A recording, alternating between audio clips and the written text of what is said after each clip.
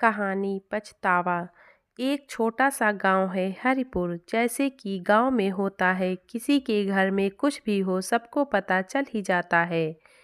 आज गांव में चर्चा का विषय महेंद्र जी का परिवार है। महेंद्र एक राशन की दुकान चलाते हैं। उनका बड़ा परिवार है, 3 लड़कियां और 2 लड़के।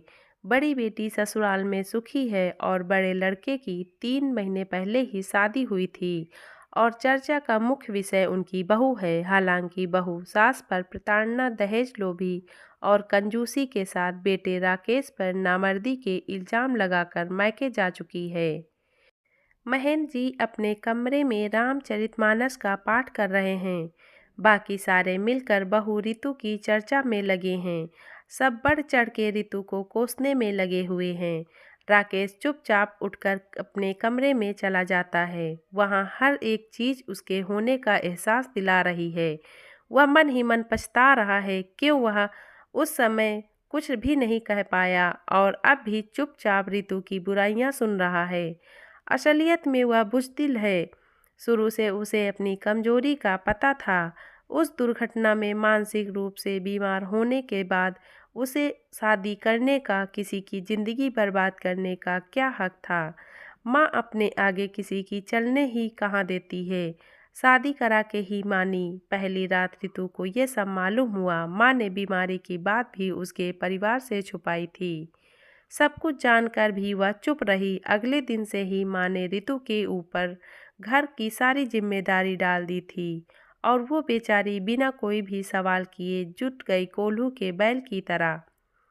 सुबह के 3 बजे से ही वह उठ कर काम में लग जाती। घर सफाई और सारे कपड़े बर्तन की सफाई, सबको चाय नाश्ता से लेकर रात को दूध का गिलास तक पकड़ाती।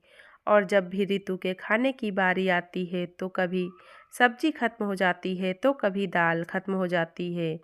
फिर भी सब्र करके रह जाती और इतने पर भी माँ को चैन नहीं था। हमेशा ताने देती, मेहमानों के सामने भी रितु को जलील करती।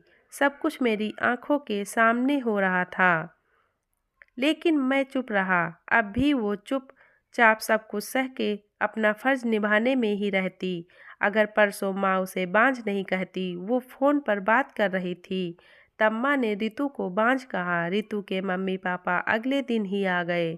माँ उन्हें भी बुरा भला कहने लगी और तब रितु की सारी सहनशीलता जवाब दे गई। पहली बार उसने भी जमकर सुना डाला और चली गई। पर हाय रे ये मेरी बुज़दिली। तब भी चुपचाप रितु को जाते हुए देखता ही रहा। अब सारी उम्र इसी पछतावे के साथ मुझे जीना है, क्योंकि मेरे बुलाने पर वह वापस आ जाएगी। लेकिन जब मैं उसे कोई सुख ही नहीं दे सकता तो उसे लाके कोई फ़ायदा नहीं है। कुछ लोग सही समय पर सही निर्णय नहीं ले पाते और बाद में पछतावे के सिवा कुछ नहीं बचता है। धन्यवाद।